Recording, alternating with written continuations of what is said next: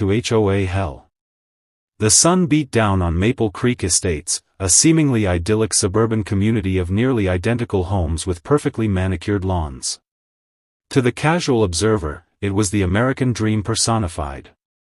But behind the pristine facades and coordinated mailboxes lurked something far more sinister, the Homeowners Association, or as the residents had taken to calling it in hushed tones, the regime. Sarah Mitchell pulled into her driveway on a sweltering Tuesday afternoon, exhausted from her shift at the hospital. As a nurse working through what seemed like an endless pandemic, the last thing she needed was the crisp white envelope waiting in her mailbox. She knew what it contained before even opening it, another HOA violation notice. Her third this month. "You've got to be kidding me," she muttered, tearing open the envelope. The notice informed her that her trash cans had been visible from the street for approximately 42 minutes longer than the allotted window on garbage day. The fine, $150. Down the street, retired Air Force Colonel James Peterson was engaged in his own battle with the HOA over the small American flag he'd placed in his garden bed. 3 doors down, new homeowner Miguel Sanchez was being threatened with legal action over the unauthorized shade of eggshell white he'd used on his interior blinds, visible from certain angles from the street. Across America, millions of homeowners live under the rule of HOAs, those quasi-governmental entities with the power to dictate everything from the color of your front door to whether you can dry your laundry outside. While many HOAs serve legitimate purposes, maintaining property values and community standards, others have gained notoriety for rules so absurd, so petty, and so blatantly unreasonable that they've become legendary. This is the story of Maple Creek Estates and its residents' encounters with the 10 most ridiculous HOA rules ever enforced in American suburban history. It's a tale of power gone mad, of clipboard-wielding neighbors drunk on authority, and of ordinary homeowners fighting back against the tyranny of the picket fence police. Buckle up. You're about to enter HOA hell. Rule 1, the Great Grass Measuring Debacle. When Dr. Eleanor Wilson purchased her 4-bedroom colonial in Maple Creek Estates, the HOA handbook was a mere 20 pages. 5 years later, it had ballooned to a whopping 157 pages of increasingly specific regulations. But it was Section 7, Paragraph 14, Line 3 that would become her personal nemesis. Lawn grass must be maintained between 2.5 and 3.5 inches in height at all times, measured from soil level to blade tip. Eleanor, a distinguished physicist with 2 PhDs and a reputation for precision, found the specificity almost admirable. Until she received her first violation notice. Grass measuring approximately 3.7 inches in northwest corner of front lawn. Fine, $75. Remediation required within 48 hours. Eleanor was baffled. She just had her lawn professionally cut 3 days ago. With a scientist's curiosity, she ventured out with a ruler to verify the claim. To her astonishment, there were indeed several blades in the specified corner that measured just over the limit. "This is preposterous," she said to her neighbor, Ted Liu, who happened to be walking his corgi past her house. "Some grass just grows faster than others." Ted glanced around nervously before leaning in. "Don't get me started. Last month they measured my lawn at 2.4 inches and fined me for it being too short." Eleanor's scientific mind couldn't let it go. She spent the weekend researching grass growth patterns and variability. Monday morning, armed with data, growth charts, and peer-reviewed journals on turf management, she marched into the monthly HOA meeting. "As you can see from this variability analysis," she explained, pointing to her meticulously prepared charts, "it is statistically impossible to maintain every blade of grass within a 1-inch window across an entire lawn. Daily growth rates vary by species, sun exposure, soil nutrients, and dozens of other factors." Harriet Winfield, the HOA president, a woman whose perpetual scowl suggested she'd been weaned on lemon juice, tapped her French manicured fingernails on the conference table. "Rules are rules, Dr. Wilson. Perhaps if you spent less time making charts, and more time maintaining your lawn, we wouldn't be having this conversation." What happened next became Maple Creek legend. Eleanor, the normally reserved academic, slammed her laser pointer down on the table. Fine. Show me exactly how you measure. The following Saturday, Eleanor's front yard became the site of scientific inquiry meets suburban theater. She had invited the entire HOA board to demonstrate their measuring technique. Neighbors gathered on the sidewalk, pretending to walk their dogs or check their mail, all while watching the spectacle unfold. Harriet and her second-in-command, a retired accountant named Gerald Powell whose personality was as bland as his beige slacks, arrived carrying an official HOA grass measurement kit. Inside was a ruler, a level, and, most bizarrely, a pair of tweezers. The process is simple, Gerald explained with the gravity of someone disarming a bomb. We randomly select 5 blades from each quadrant of the lawn, straighten them with the tweezers, place the ruler at soil level, and measure to the tip. Eleanor watched in disbelief as Gerald got down on his hands and knees, selected a blade of grass with his tweezers, and measured it with the precision of a jeweler appraising a diamond. 3.2 inches, he announced triumphantly. Within regulation. By the 4th measurement, a small crowd had gathered. When Gerald announced 3.8 inches. Violation, on a blade from near the mailbox, Eleanor was ready. I'd like to verify that measurement, she said, pulling out her own digital caliper. Several neighbors gasped. This was the homeowner equivalent of calling for a football referee review. What followed was a 20-minute debate about measurement techniques, the impact of pulling the grass straight versus its natural curve, and whether morning dew added meaningful length to the blade. The situation reached its absurd climax when Eleanor produced a microscope she'd borrowed from her lab. If we're going to measure with this level of precision, she announced to the now substantial crowd, we should account for cellular degradation at the tip. As you can see here, she invited Harriet to look through the lens. This so-called violation is actually caused by dead cells that are in the process of being naturally shed. Harriet refused to look through the microscope. This is ridiculous. The rule stands. But Eleanor had made her point. The crowd of neighbors, including many who had suffered their own grass-related citations, began to murmur and shake their heads. Power thrives in shadows, and Eleanor had just dragged the HOA's measuring practices into the harsh light of scientific scrutiny. The following month, the HOA handbook was quietly amended. The grass height rule now read, lawns must be maintained in a neat and orderly manner consistent with community standards. Eleanor had won the battle, but the war was just beginning. Because while the grass measuring had stopped, the HOA had many more weapons in its arsenal of absurdity. Rule 2, the Forbidden Fruit Tree Fiasco. Miguel and Carmen Sanchez moved to Maple Creek Estates from their apartment in the city, excited to have a yard where their 2 young children could play. The previous owners had maintained a small vegetable garden in the backyard, and Miguel was eager to continue the tradition, perhaps even expanding it a bit. He spent his first free weekend tilling the soil, adding compost, and planning the layout. Carmen, an elementary school teacher with an eye for education, suggested they plant a few fruit trees along the fence line, a way to teach the kids about where food comes from. Let's do it, Miguel agreed. Apple, pear, and maybe a plum tree. The saplings cost nearly $300, but Miguel saw it as an investment in both their property and their children's education. 2 weekends of digging, planting, and mulching later, their backyard was transformed. Their 7-year-old daughter Lucia even made labels for each tree, carefully writing out both the English and Latin names. 3 days later, the letter arrived. Dear Mr. and Mrs. Sanchez, it has come to our attention that you have installed unauthorized fruit-bearing trees on your property in direct violation of HOA Regulation 23.7. No fruit-bearing trees, bushes, or vines may be visible from any common area or neighboring property. Immediate removal is required to avoid daily fines of $50. Miguel read the letter twice, certain it must be a mistake. He scanned through the HOA handbook, but there it was, sandwiched between rules about acceptable birdbath designs and prohibited wind chime materials. This is crazy, he told Carmen that evening. Why would fruit trees be banned?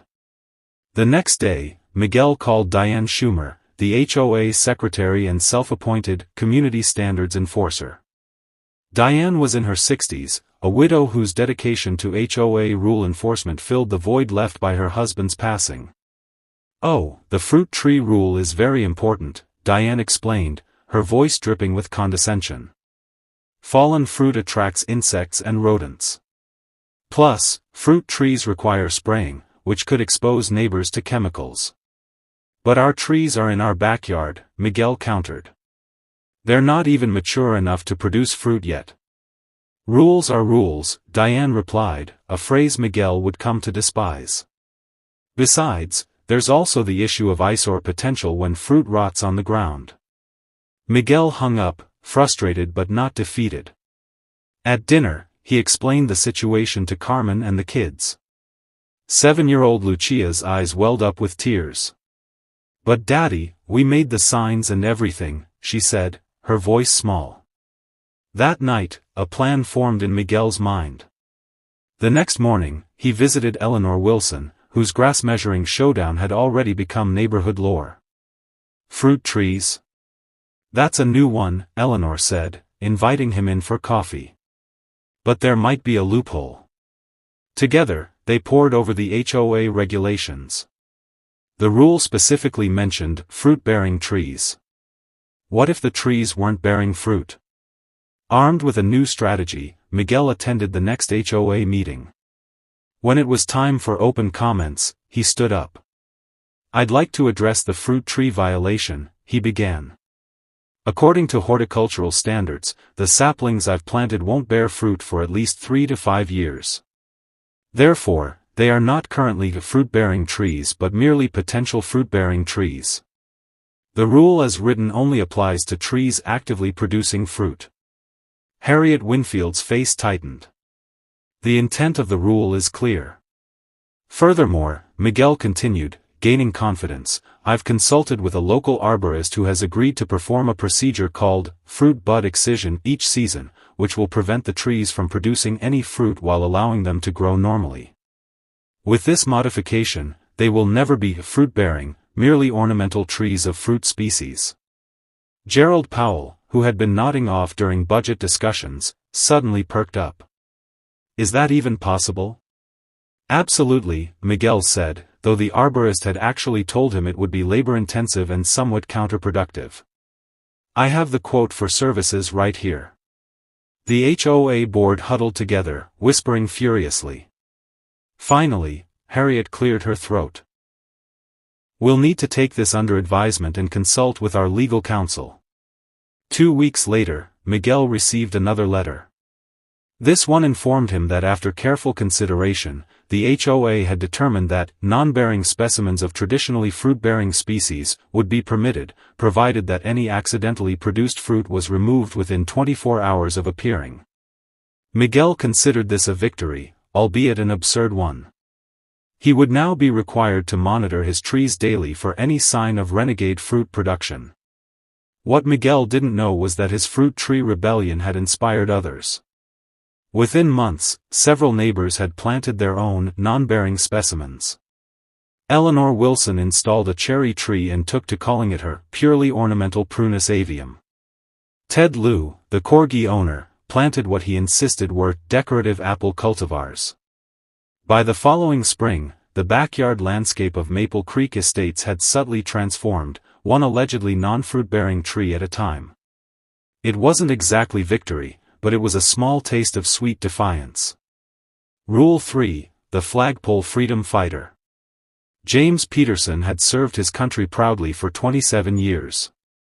As a retired Air Force colonel, he had strong opinions about certain things: the proper way to fold a fitted sheet, there isn't one, the best brand of whiskey, Maker's Mark, no exceptions, and most importantly, his right to fly the American flag. When he and his wife Nancy moved to Maple Creek Estates, James had installed a 20-foot flagpole in his front yard before the moving truck was even fully unpacked. Every morning at precisely 0700 hours, James would raise the flag while silently reciting the Pledge of Allegiance. Every evening at sunset, he would lower it with the same ceremony. For 8 months, this ritual continued without incident. Then, one morning, James found a notice taped to his flagpole. "Dear Mr. Peterson, your unauthorized flagpole installation violates HOA Covenant 12.3. No permanent structures may be erected in front yards without prior written approval. Additionally, Regulation 18.9 states, flags may only be displayed on house-mounted brackets, not exceeding 3 feet by 5 feet in size. Please remove the flagpole within 72 hours or face a fine of $100 per day."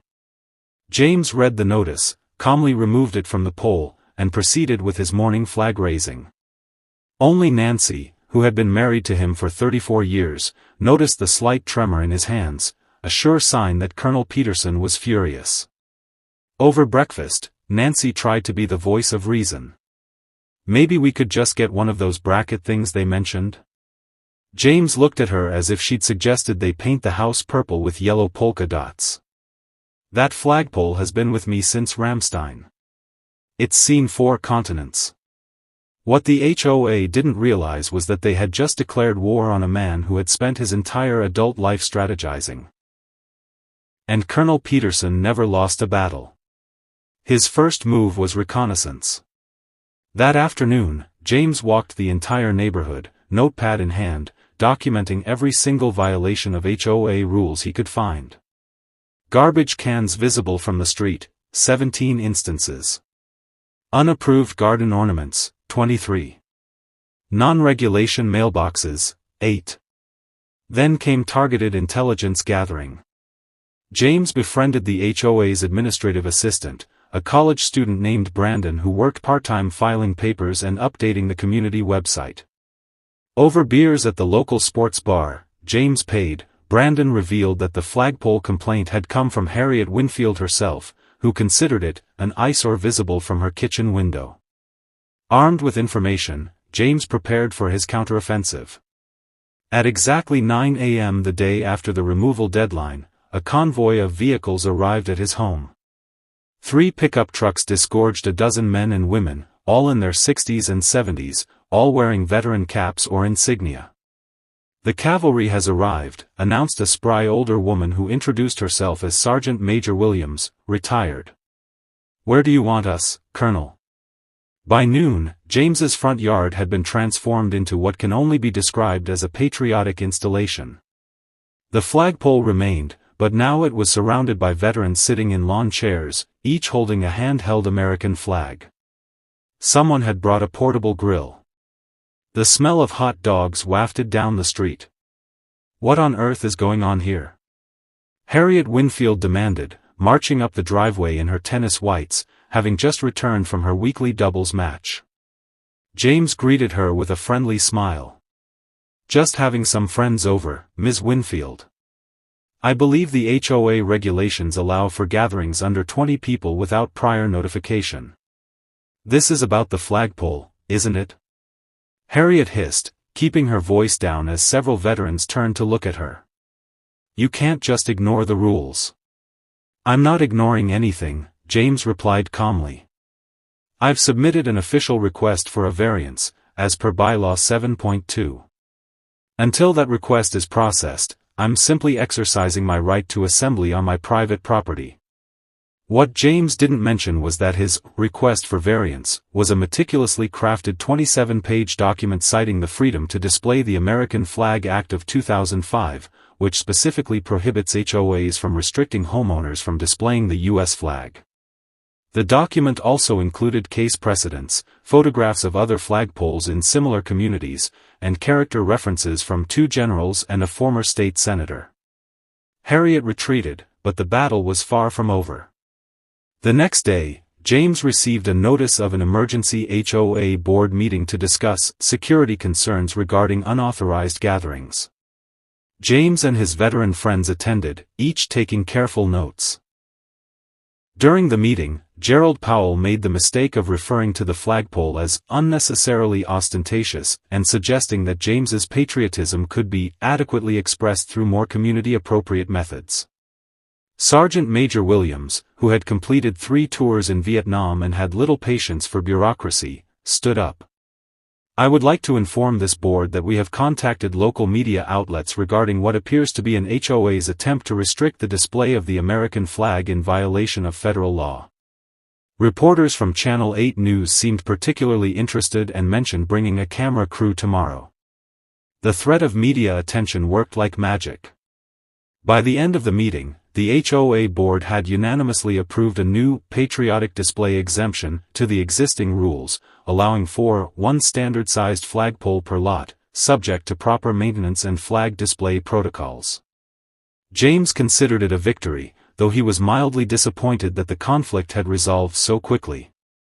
He had already drafted plans for Phase 2, which involved a bugler playing Reveille at dawn. The flagpole stayed, and James continued his daily ritual. But his campaign had unexpected consequences. Across Maple Creek Estates, residents who had previously been intimidated by HOA enforcement began to question which rules were actually enforceable and which were simply arbitrary exercises of power. And James? He kept a watchful eye on his neighbors' battles, always ready to deploy his veteran friends at a moment's notice. As he liked to say, in the war against unreasonable rules, you need to choose your hills to die on. This flagpole is mine. Rule 4, the Doormat Directive. For most people, a doormat is simply a place to wipe your feet before entering a home. For Lindsay Taylor, a graphic designer and single mother of twin boys, it was an expression of personality, a small rectangle of individuality in the homogeneous landscape of Maple Creek Estates.